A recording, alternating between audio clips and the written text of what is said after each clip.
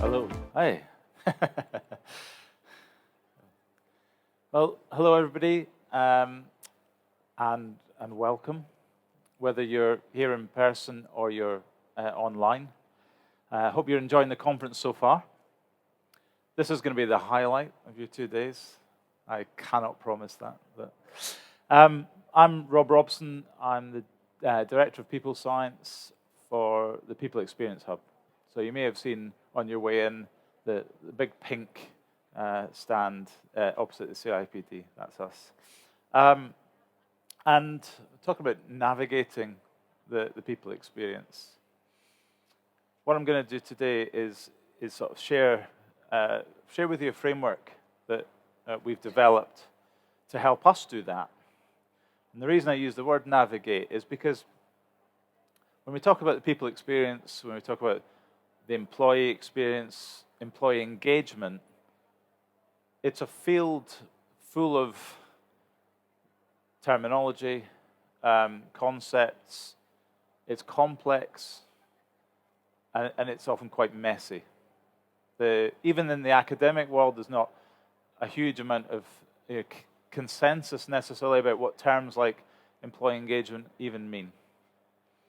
And then you come here and you see, let's be honest, everybody selling the great dream of engagement or improve your people experience, and they're all in essence, I suppose that what they're doing is selling a piece of the jigsaw. They're selling a solution, not necessarily solving your problem, and navigating all that can be difficult. I'm a psychologist, have been for a long time now, and it's not it's a cluttered and challenging landscape, I think.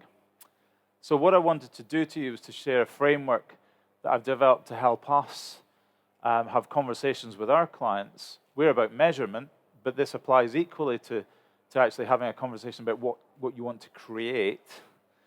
It helps us to kind of take a logical approach to talking about what's important to people and what they want to focus on. I'm going to start with a little bit of an anecdote. If I go back a few years, I was working for a company called Tata Technologies. You know the Tata Group. And I had the responsibility of building and moving us to a new European headquarters in the Midlands. And really exciting project. One of the best things I've had the opportunity to do. Big project, and one of the things that was part of the vision that we had for that was that it would improve the employee experience. And it did that. Absolutely, without a doubt, it improved the employee experience. When we moved in, people loved it. Great place to work. The feedback was fantastic. I don't say this to blow my own trumpet. I say it because a few months after we moved in, I moved back into HR, and I took on the lead, the global lead for our employee survey. And having done the HQ role, what I was really hoping to see was that employee engagement in the UK, where people were working in this fantastic new facility, would have had a bit of an increase. So I eagerly awaited the results. And what I found was, anyone want to guess? Basically nothing happened. So, before and after, employee engagement was more or less the same. Maybe even slightly down. And talking to people, it was very much a case of, we love it here. But what about the culture? What about all these processes that don't really work so well? What about this? What about that? And we were a multinational company, and a lot of these things were out of our control. And I guess where I was coming from was not necessarily being in full control of some of those other factors. What I hoped was that we'd get a bit of a halo effect on employee engagement from moving into this sort of shiny new environment and seeing the benefit of that. And the reason I bring this up is because it reminds me of a lot of the conversations that I have with people about employee engagement. And they'll say, oh, we've tried this, we've tried that. Doesn't seem to necessarily have the effect we want to have. And they say, well, why did you try this? Why did you try that? What did you expect to see from it? And what I hear quite frequently is people don't necessarily have a clear rationale for choosing initiative A over initiative B and what they expect the effect of that to be. And that's really what I kind of want to talk to you about today. Because we all want, I think we all want a great people experience. Anybody not want that for their people? But what's great? You know? What does a great people experience look like? And I think there's a couple of challenges to what great means, because there's no blueprint. You know, if people in Netflix have the same employee experience as the people that work, say, for National Grid, something's probably going to be wrong at one or both of those companies. You know, there isn't just this map that says, this is a great people experience, and that's a rubbish people experience. It's a lot more grey than that. It's a lot of working stuff out to be done. And this is where I want to go to. So, two challenges, I think, in defining what a great people experience might look like. I think the first challenge is about dealing with the fact that what you're kind of trying to do when you're in HR is create a shared experience, because it's an organization. It's a collective. Fundamentally, it's collective. But you're trying to get these shared experiences that work for individuals. And so there's a tension there between collective needs and individual needs. And we know that people have shared human needs. You know, psychology tells us that. But we also know that the way that people satisfy those needs, the degrees to which they want one thing over another and all that sort of stuff is different. So it is a challenge.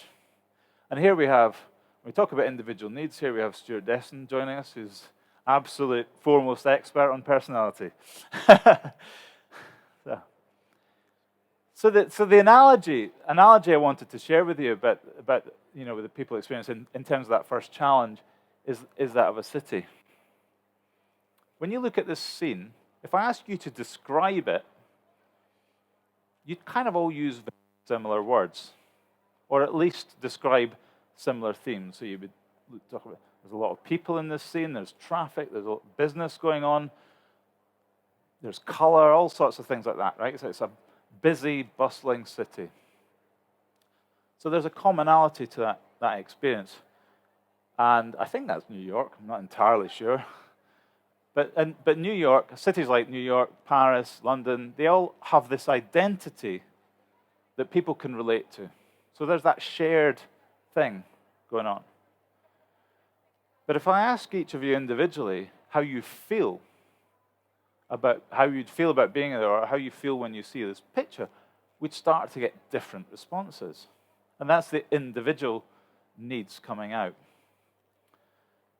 So in that scenario, I might look for somewhere quiet where I can have a coffee and read a book. Another, you know, you might be thinking about how exciting it would be to be there, the energy, the hustle, the bustle, all that sort of stuff. Right?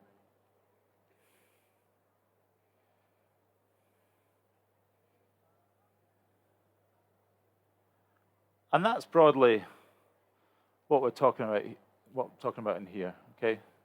In any environment, our experience of any environment is shaped by the environment we're in, right? That city scene shapes the environment. It has an influence on our experience.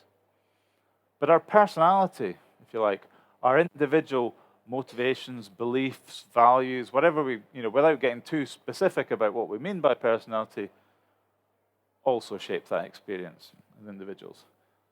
But also, our environment, over time, shapes our personality.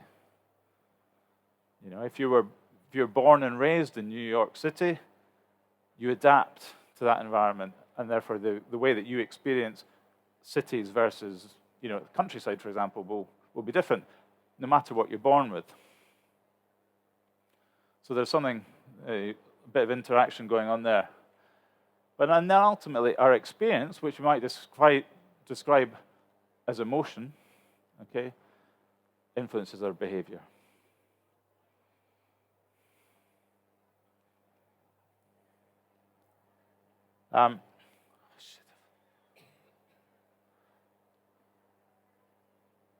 So that's the first challenge. I've realized that the second challenge isn't in the right, we've not got the right edit of slides here. So the second challenge is that, so the first challenge is that the individual versus the collective, right? We're designing shared experiences in which individuals can experience what they want to experience. The second challenge is that we have to marry up the needs of people with the needs of the business. Okay, there's a sweet spot there, the Venn diagram. Imagine that there's a Venn diagram on the screen right now. And that sweet spot is where both the individuals, where people's needs are being met and the business needs are being met. Okay. And that's what we describe as the business context. Every organization is different. Every organization has different competitive demands. Every organization has a different strategy. So even when you're talking about the same industry, you can't just say, everything should be the same in organization A and organization B. It's one of the fallacies of benchmarking. So every organization has its own set of demands, okay? And that's the second thing that we have to take into account. And that's what makes this complex, because we're dealing with these tensions, if you like, the tensions between the individual and the collective, the tension between people's needs and the business needs. That's not to say that they're in conflict necessarily. But if you work in logistics, right? It's an industry that's in the media a lot just now. The experience is, or the business demand there is that it's a demanding, a fast-moving, a fast-changing environment. Okay, customers have to get what they need to get. The people experience has to acknowledge that, has to work with that reality. It may provide something of a buffer to that reality, but it can't deny it. It can't contradict it. So you have to. The people experience has to work in conjunction with those business needs.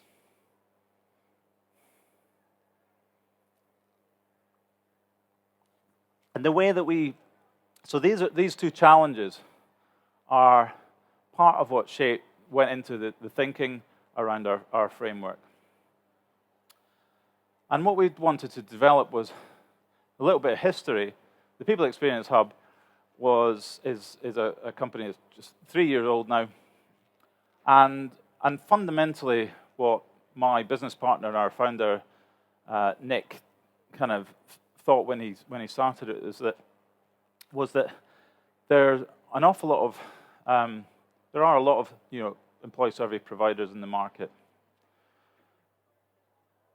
but there's room for people who can do it better, and better for him was to do things with more flexibility, to do things in a way that meet the client needs. And so that flexibility has always been a part of what we do.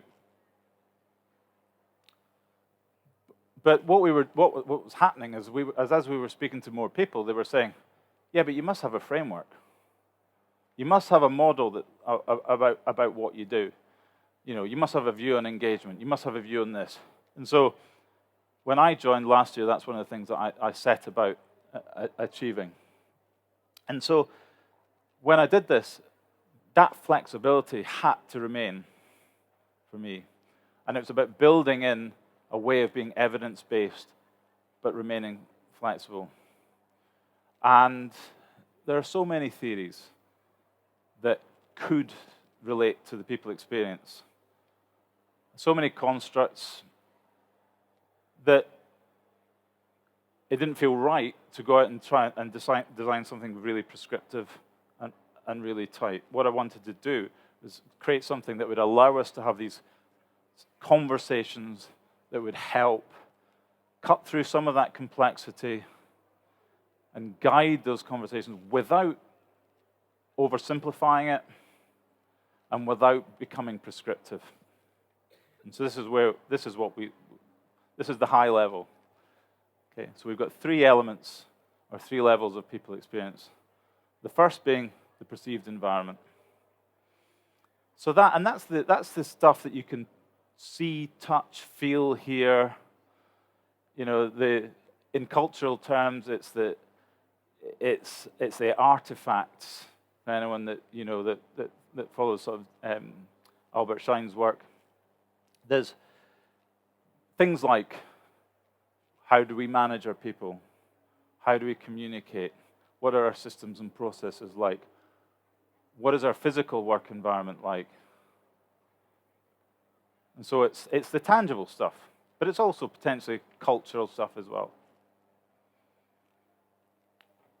And then where, you know, human personality, individual needs, beliefs, values collide with that environment is what we call it's what we're labeling the felt experience. And I'm going to go into the felt experience in a bit more detail. But for us, this is sort of the heart of the people experience.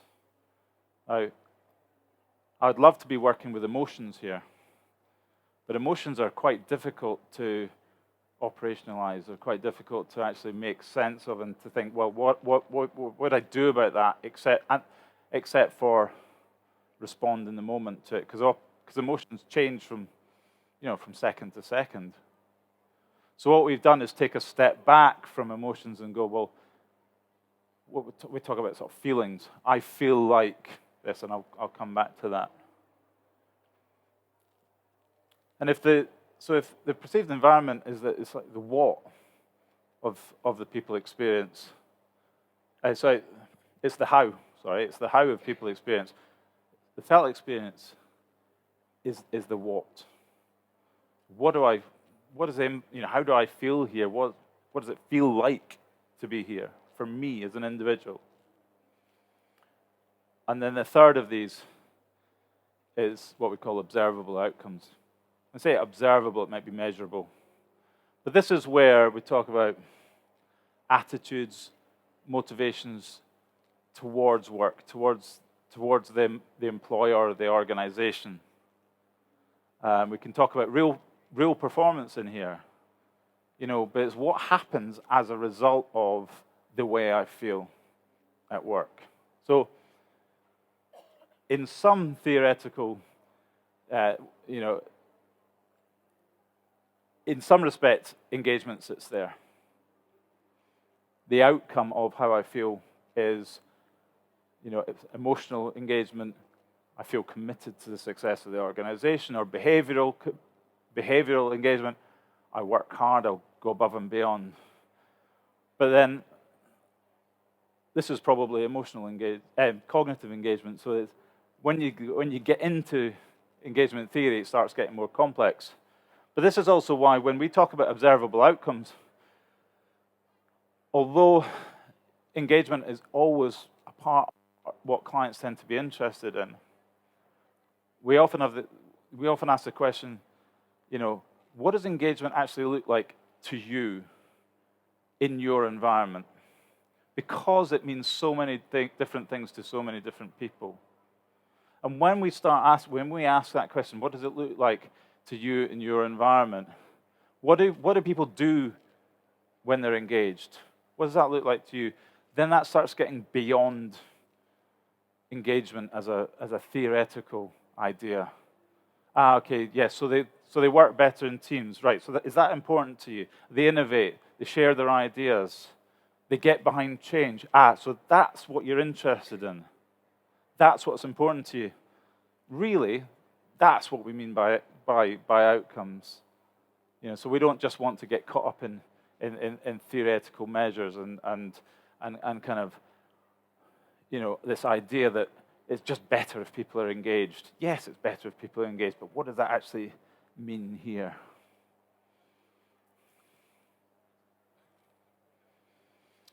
But this is where we start.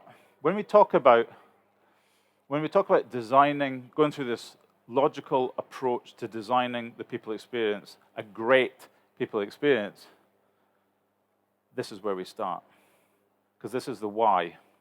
And someone once said, start with why. And it became a big thing. But this is where we start, okay? Because then you know what you want to achieve.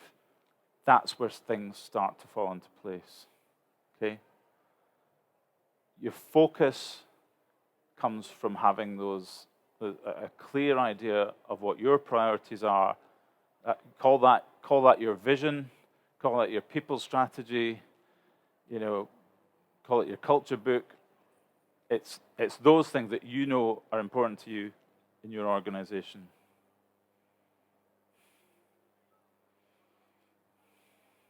And so we have in our framework, and I don't think this is either 100% complete or without its limitations, but we've identified, in our terms, 6 elements of the felt experience.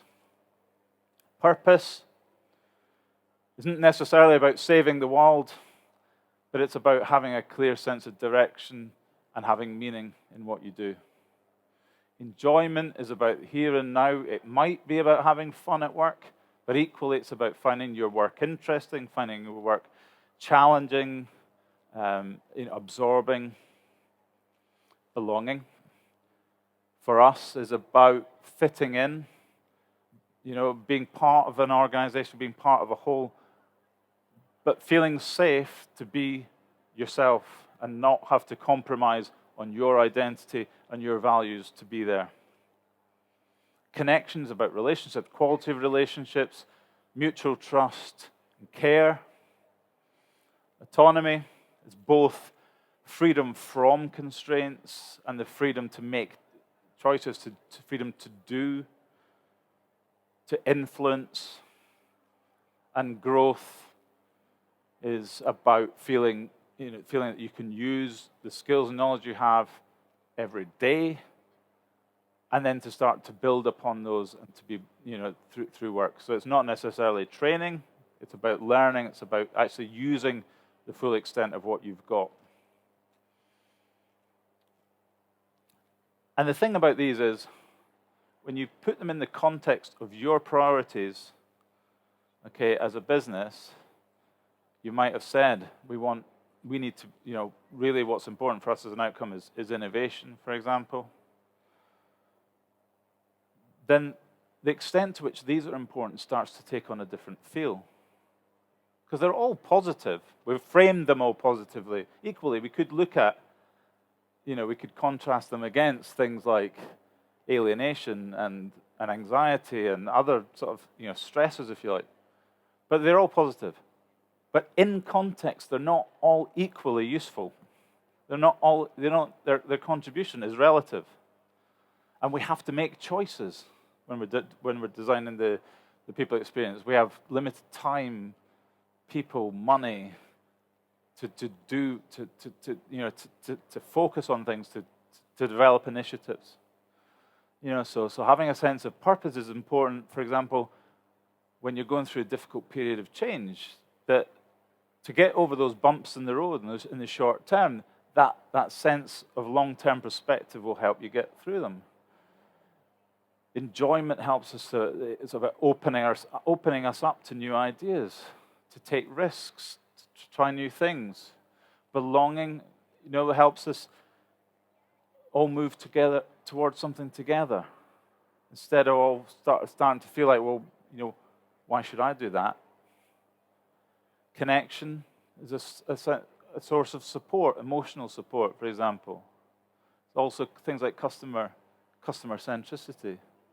Autonomy, it's very much around the root of things like agility and innovation.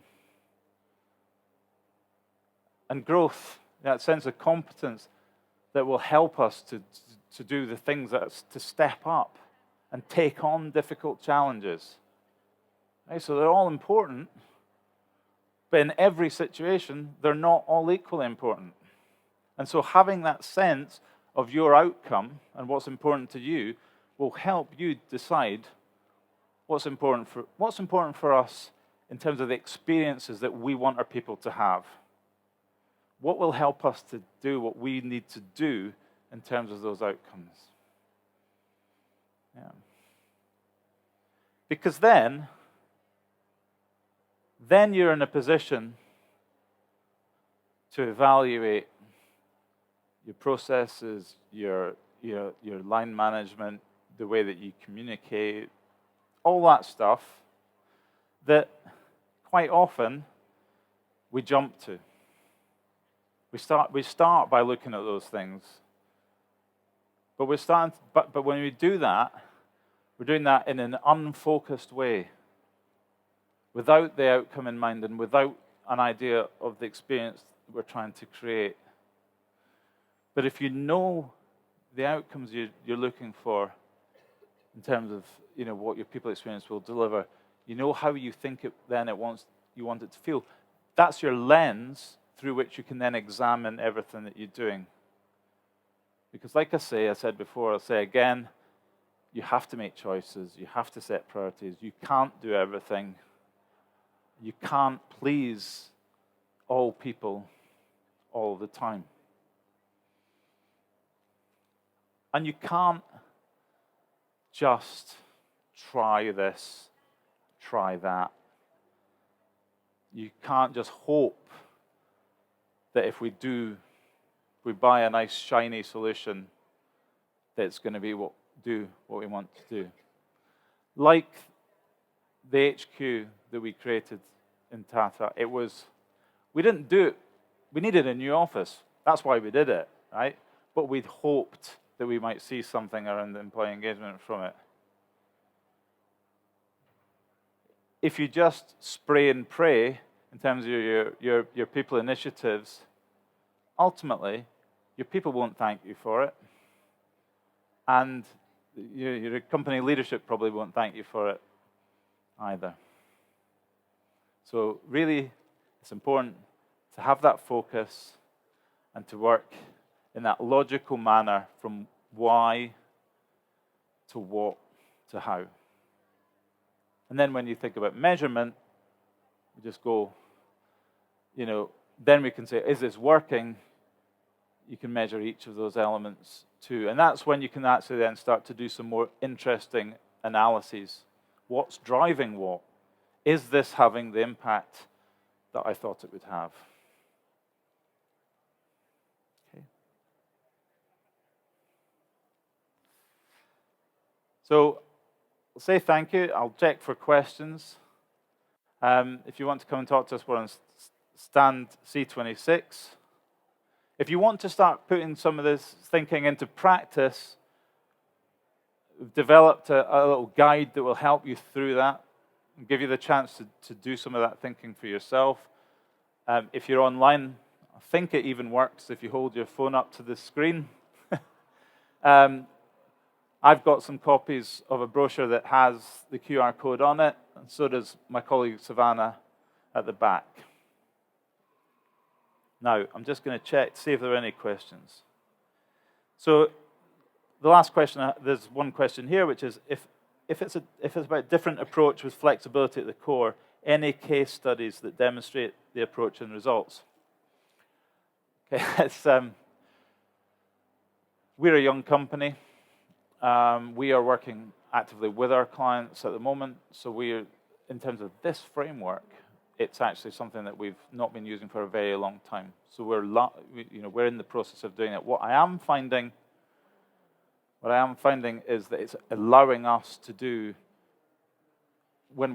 the analysis that actually says to create more clarity from as we apply this logic into how we develop our question sets and surveys and things with clients, to be able to be a bit more precise about how we develop those insights, and it's generating better conversations moving into action.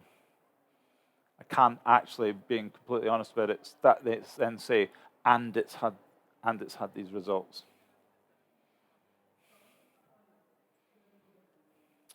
Okay. Well, I think that's 3 o'clock. So thank you very much. Okay.